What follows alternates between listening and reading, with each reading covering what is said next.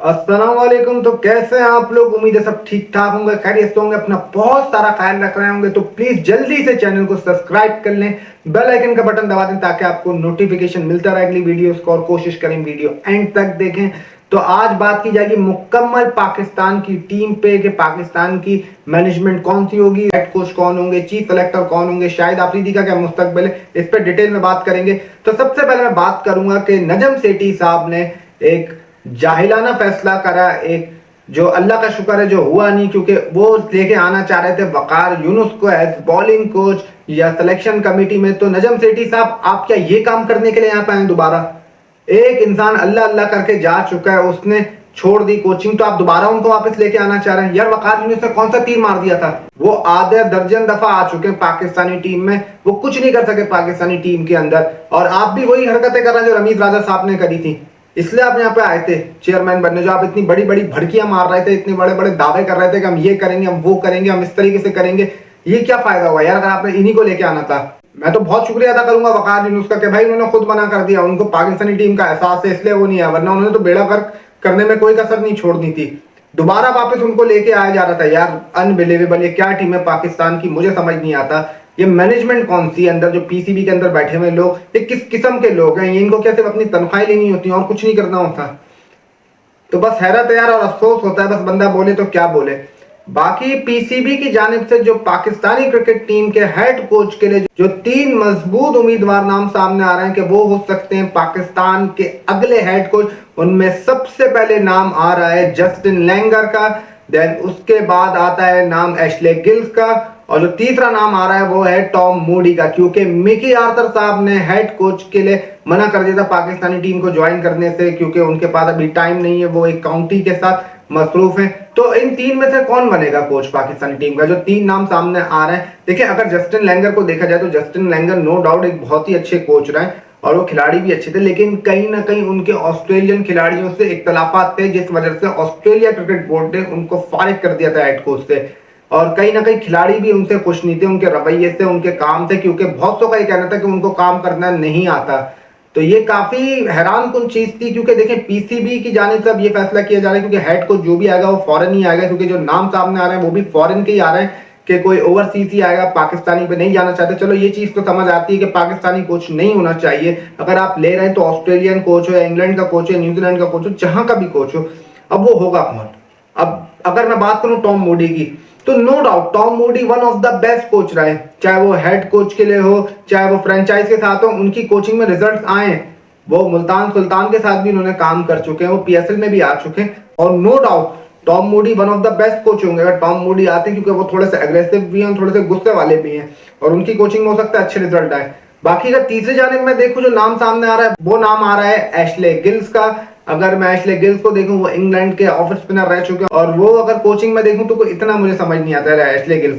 ये नाम बिल्कुल भी आप समझ लें, अगर रखेंगे तो पीसीबी फिर एक ब्लंडर मारेगा, कोई इतना फायदा नहीं होगा। हाँ, अगर लैंगर या मूडी में से रखना है तो अब ये मुझे देखना है किसको रखेंगे। हो सकता है ये जस्टिन लैंगर के साथ चले जाए, हो सकता है टॉम मूडी के साथ चले जाएं, क्योंकि अभी ये सिर्फ यही 3 नाम सामने आ रहे हैं, और कहीं कहीं ऐसा सोर्सेज बता रही थी कि एबी डिविलियर से भी बात हो रही है, तो वो इतना एबी डिविलियर इतना इंटरेस्ट नहीं रखते अभी फिलहाल कोचिंग में, क्योंकि जो नाम आ रहे हैं वो यही आ रहे हैं जो 3 आपको मैंने बताए। क्योंकि मिकी आर्थर साहब इनकी फर्स्ट चॉइस थे, लेकिन मिकी आर्थर साहब मना कर चुके हैं कोचिंग से, क्योंकि उनके पास अभी टाइम नहीं है कोचिंग के लिए, पाकिस्तानी टीम के लिए। अब आप देखें कि यार बनाएंगे किसको कोच? चलो मैं मान लेता हूँ हेड कोच बन गया, बैटिंग कोच किसे बनाएंगे? वही घूम फिर के किसी को लेके आ जाएंगे कि यार हम इसको बना दें, किसी पाकिस्तानी को बना दें।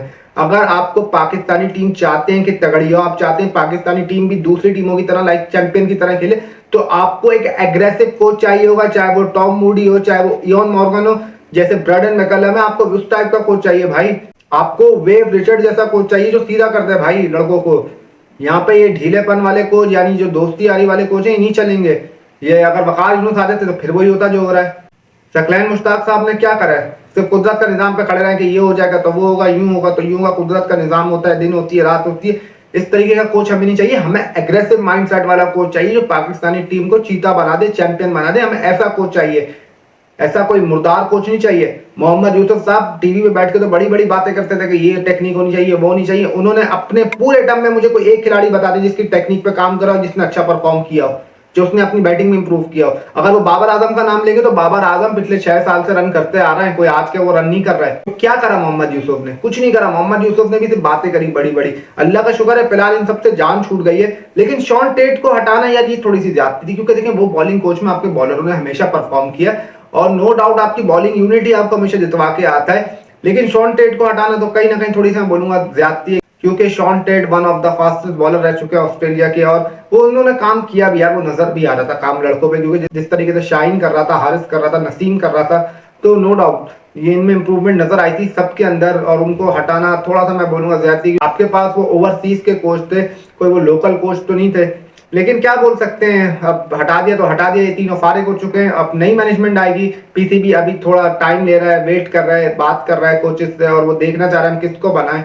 बाकी दूसरी जानिब चीफ सेलेक्टर के लिए भी नाम सामने आ रहे हैं, क्योंकि पाकिस्तान के साबिक कप्तान मायानाज allrounder boom boom Shahid Afridi के पास अभी फिलहाल इतना टाइम नहीं है, क्योंकि वो अपनी फाउंडेशन पे लगे हुए। नो डाउट लाला जो काम कर रहे हैं वो बेहतरीन काम है। हो सकता है वो इस वजह से टाइम नहीं दे पा रहे हो चीफ सिलेक्शन की पोस्ट को, वहां पे सीट को, क्योंकि उन्होंने पहले ही कहा था कि मेरी फाउंडेशन है, मैं उस पर लगा रहता हूं। लेकिन लाला आपने बहुत ज्यादती कर रहा है पाकिस्तान के साथ। आप वर्ल्ड कप तक आपको रुकना चाहिए था, अभी नीड थी पाकिस्तानी टीम को आपकी। आप एकदम से जो छोड़ के जा रहे हैं ये सही नहीं है भाई, अभी भी रुक जाए, अभी भी वक्त है। अभी भी कोई चीफ सिलेक्शन के लिए एग्री नहीं हुआ, अभी भी कोई नाम फाइनलाइज नहीं हुआ, अभी भी वक्त है, आप भाई रोक ले, रुक जाए। जो चीफ सिलेक्टर के लिए नाम सामने आ रहा है, जो चीफ सिलेक्टर हो सकते हैं अगले, जो सोर्सेज बता रही हैं वो बता रही हैं कि शुएब अख्तर को बना दिया जाए पाकिस्तानी टीम का चीफ सिलेक्टर। और एक और नाम सामने आ रहा है, उसमें कामरान अकमल है।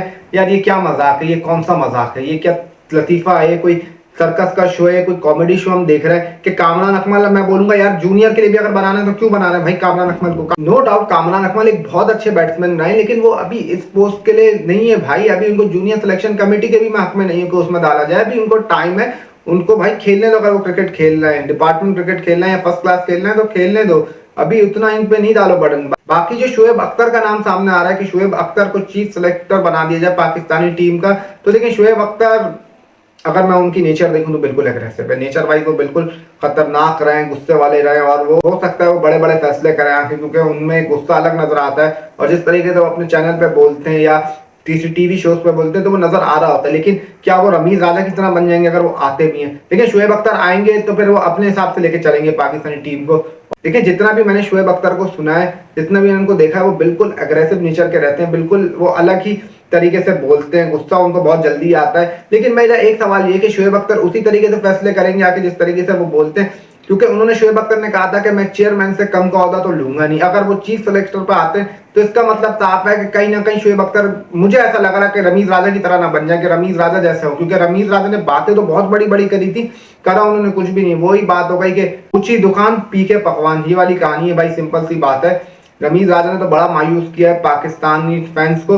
लेकिन क्या शुएब अख्तर यही करेंगे, या शुएब अख्तर बाकी वही शुएब अख्तर होंगे जो अपने चैनल पे होते हैं, जिस तरीके से हम शुएब अख्तर को जानते हैं, जो पाकिस्तान के लिए सोचता है, जो पाकिस्तान के लिए करता है, क्या वही शुएब अख्तर होंगे दोबारा, या शुएब अख्तर बदल जाएंगे आके? तो देखना ये है कि अब क्या होता है। ये पाकिस्तान है, यहाँ पे कुछ भी हो सकता है। यहाँ पे जिसकी जगह नहीं बन रही होती वो कप्तान बन जाता है, जो आपका परफॉर्म कर रहा होता है वो बाहर हो जाता है। तो भाई यहाँ पे सब कुछ होता है। तो यही था आज का शो। अगर आपको ये शो पसंद आया तो प्लीज चैनल को जरूर सब्सक्राइब करें, बेल आइकन का बटन दबाना ना भूलें और कोशिश करें वीडियो एंड तक देखें। अपना बहुत सारा ख्याल रखें, मुझे दीजिए इजाजत, आपसे अगले शो में मुलाकात होगी, तब तक के लिए अल्लाह हाफिज, अल्लाह निगहबान।